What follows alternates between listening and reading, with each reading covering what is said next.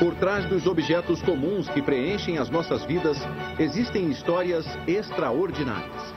São histórias de pessoas reais, encontrando soluções engenhosas para problemas que você nem sabia que existiam. E elas nos levam aos quatro cantos do mundo. Mas que maravilhas industriais os objetos do dia a dia apresentam? O vidro, as bolas de golfe, o zíper, as latas de refrigerante, a troca de pneu de um avião a jato.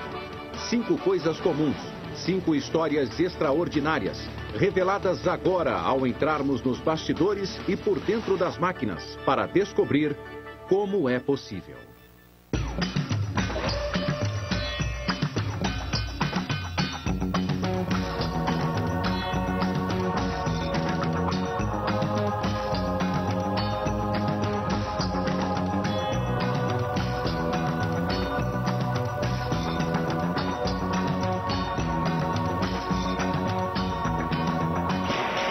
Como é possível?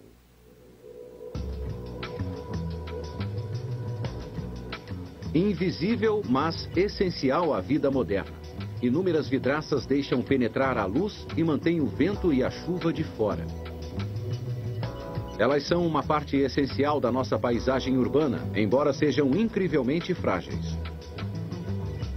Produzir uma vidraça sem riscos e clara como cristal requer uma precisão delicada.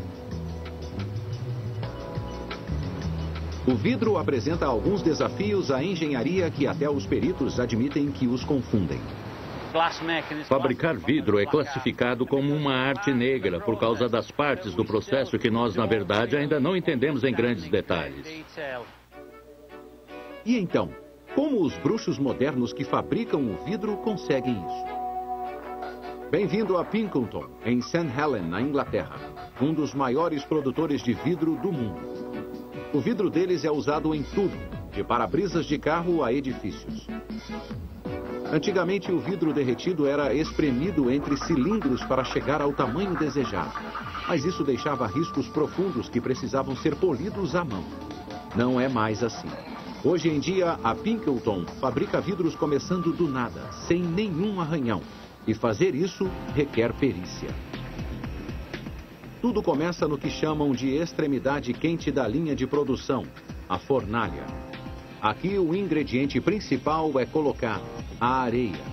Mais de 50% da composição do vidro é de areia, e isso devido à maneira como a areia derrete. No calor de 2000 graus centígrados, a areia ou sílica, para dar seu nome correto, passa do estado sólido para o líquido. E como em um passe de mágica, no estado líquido, as moléculas se separam e deixam penetrar a luz. O problema é que quando ela chega a essa temperatura, fica instável, parecendo lava derretida. Então, um dos maiores desafios é encontrar formas de baixar o ponto de fusão e estabilizar a mistura. É o que fazem os outros ingredientes do vidro: o carbonato de cálcio, o calcário e a dolomita. Mas na fornalha o processo não está completo até o ingrediente final, tão importante quanto os outros e tão abundante quanto a areia: o vidro em si. O vidro moído se chama cullet. Ele é jogado na mistura de areia e pronto. Isso abaixa a temperatura de fusão para mais estáveis 1600 graus centígrados. E é nessa temperatura que o vidro que conhecemos nasce. Mas como se transforma vidro derretido em uma placa lisa e uniforme de vidro? A resposta, bastante surpreendente, é que ele é posto para flutuar em estanho. Este método de fazer vidro se chama processo de flotação e acontece dentro de uma câmara que tem todas as propriedades de uma bomba. Ali dentro, lingotes de metal são derretidos em um banho quente.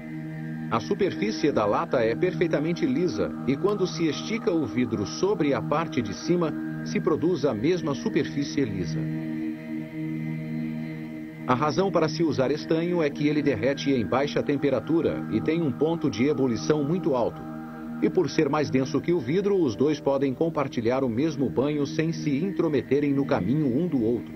Mas aproxime-se com cuidado, porque para impedir que o vidro grude na lata, usa-se uma mistura pesada de nitrogênio e hidrogênio. A fita de vidro agora está lisa, mas o trabalho árduo não acabou. Esses rapazes estão prestes a mudar a largura do vidro. Para isso, ele precisa passar por uma sessão de esticadas e puxões, mais estafante que uma massagem russa. Está bem. Os cilindros de cima podem ser ajustados, empurrados, puxados, adiantados ou retardados. Fora do banho, o mecanismo é ajustado manualmente segundo dimensões precisas. Se a velocidade aumenta, o vidro fica mais estreito e mais fino.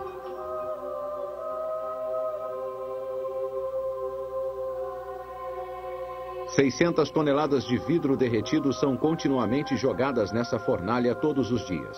Ela nunca para. 24 horas, 7 dias da semana. Uma vez formado, o vidro precisa ser resfriado, mas bem devagar. Uma série de fornos de resfriamento espalhados sobre 640 metros da linha de produção abaixa sua temperatura em poucas horas. Mas é aqui que está o perigo. Se o vidro é resfriado muito depressa, ocorre um desastre. Ele ficará muito quebradiço e frágil.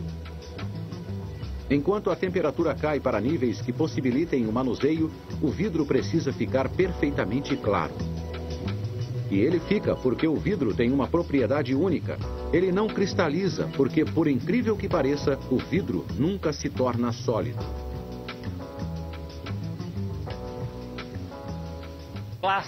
O vidro é classificado como um líquido superrefrigerado na medida em que nunca atinge completamente uma forma estável. Se você o puser na sua janela, daqui a 20 anos, ele estará ligeiramente mais grosso no fundo do que quando foi instalado. Então, as janelas que nós olhamos, na verdade, são viscosas. Tecnicamente, elas ainda são líquidas. Qual é o segredo dessa alquimia misteriosa por trás do vidro? O que normalmente acontece quando um líquido é refrigerado abaixo do ponto de fusão é ele se solidificar e cristalizar. Contudo, para alguns líquidos é possível continuarem nesse estado até quando estão abaixo do ponto de fusão. O vidro é um deles. E é possível olhar através desse líquido superrefrigerado porque as moléculas de vidro se combinam de forma desordenada, permitindo a passagem de luz. O vidro está quase pronto. Ele foi aquecido, refrigerado, reciclado, esticado e lavado. Agora ele precisa enfrentar a lâmina afiada do cortador.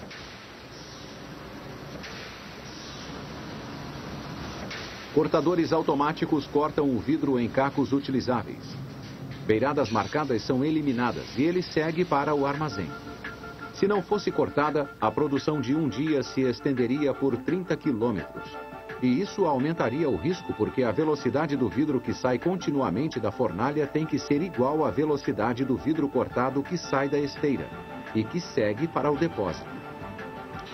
E existe o perigo real de que todo esse trabalho árduo seja destruído por um passo em falso.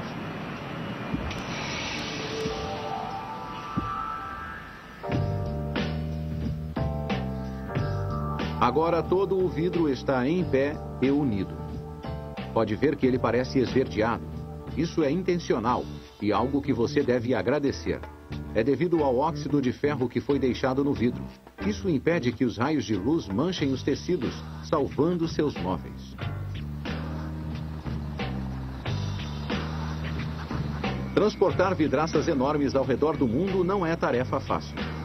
Eles precisam ser transportados por caminhões especiais que mantêm os engradados inteiros e bem presos no lugar. E lá vão eles para nossos escritórios, casas, carros e espelhos. Para nos proteger dos elementos, nos defender do perigo e nos dar uma visão mais segura e melhor do mundo. É incrível pensar que algo que consideramos sólido seja tecnicamente líquido, mudando lentamente enquanto olhamos através dele.